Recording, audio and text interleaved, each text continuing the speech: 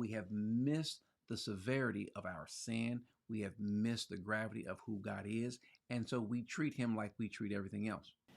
I would explain God as the creator, a heavenly father, of someone that wants to be in relationship with you, just as somebody that's for you, as a friend. Because we're so concerned about ourselves, one of the other areas that we've seen this falling away occur in, and even more so, is this minimization of sin.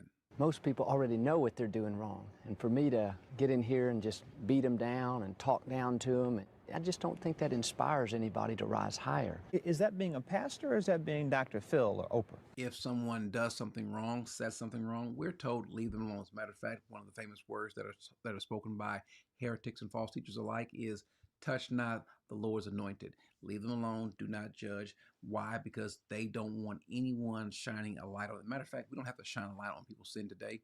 We don't have to shine a light on people's bad doctrine. It's bright. It shows itself. And so we don't have to do that, but they want us to look the other way. However, John tells us in 1 John 3:9 that the person that is practicing sin, the one that has this desire to do sin, he cannot do that. He's not God. If he does that, that means he's not God. God's seed does not abide in that. Now, I understand there are those that will struggle, but those that struggle with it, their desire is different. Their desire, as Paul says in Romans 7, is not to struggle with the sin. Their desire is not to be the sinful Christian, to be the homosexual Christian, to be the LGBTQ Christian, to be the this Christian or that Christian, to be the lustful Christian, to be the lying Christian. No, their desire is to be the Christian who does not struggle with that.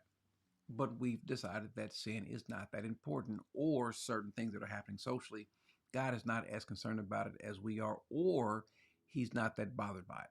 I'm not one of those that are out there to bash homosexuals and tell them that they're terrible people and all that.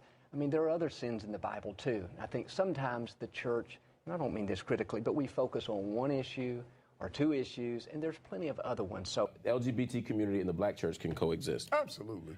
How should the black church and LGBT community exist? I think it's going to be diverse from church to church. Every church has a different opinion on the issue, and every gay person is different. And I think that to speak the church, the black church or white church or any kind of church you want to call it, are all the same is totally not true. And all gay people are not the same.